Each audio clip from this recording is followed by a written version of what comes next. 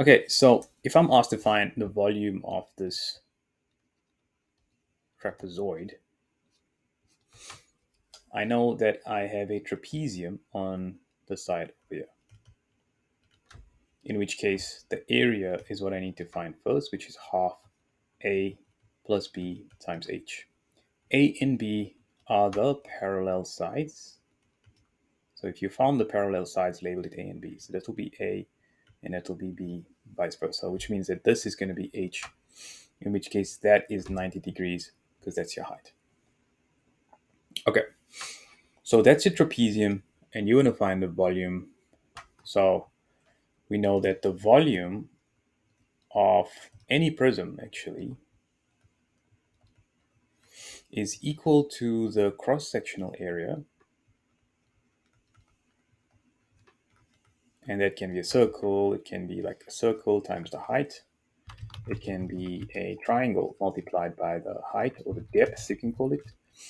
It can be a trapezium, like in this case, multiplied by the depth. Any shape, it can even be an odd looking shape like that, multiplied by the depth of the shape, which follows the same trend. Cross-sectional area multiplied by depth. The depth over here is going to be that 60. The cross-sectional area will be this formula. So let's calculate. I'm going to call it cross-sectional area. So cross-sectional area is going to be given by half. A is 2, B is 4, H is 8.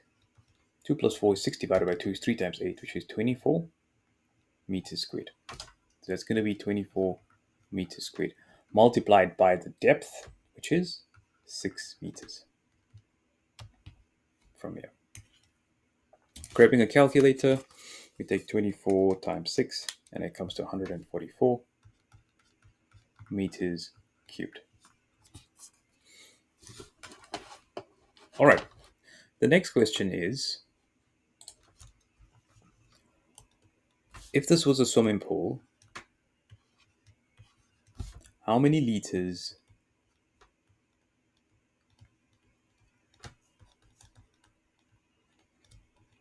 can this hold? How many liters can this hold? All right. How many liters? How many liters can fit in 1 meter cubed? All right. So once you have that, you can then use that. So what we have to remember is that you have 1,000 liters for every 1 meter cubed.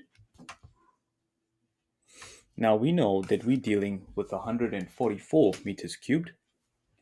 So we're going to multiply this by 144 and then multiply this by 144. It becomes 144,000 liters. Okay?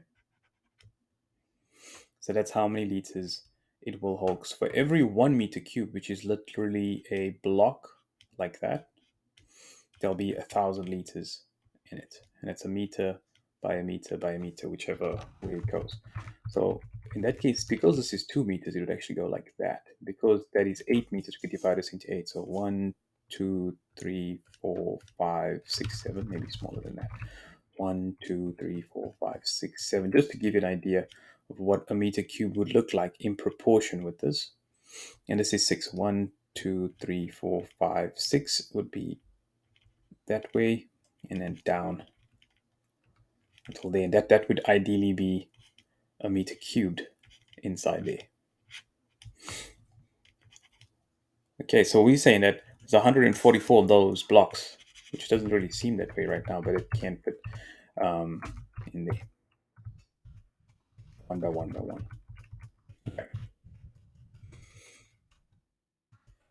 So 1,000 liters fits in a cubic meter. We've got 144 cubic meters, so we need 144,000 liters. So the next question now is the following. The council charges you, so water costs $0.75 per liter. So we want to calculate per month. Calculate the cost of, or per month, per liter per month, you could say 0.075 per liter, let's just say. Calculate the cost of filling the pool. Okay, try it. So for this question now, what we're going to do is simply multiply. Because it's 0.75 for every liter, we're going to take 144,000 liters and multiply it by 0.75 to get the total cost to fill the pool. So that'll come to $108,000. All right. And that's probably unrealistic, but anyway.